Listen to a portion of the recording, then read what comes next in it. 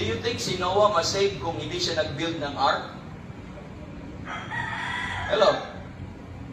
Do you think masave lang sila? Oh, I believe in God, faith alone lang ako. Kahit hindi ako mag-offering ng animal sacrifice. Do you think masave sila?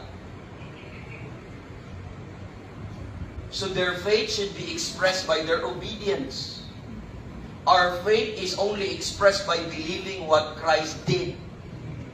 Hindi niya lubos na unawaan ang pagsunod ni Noah sa Diyos.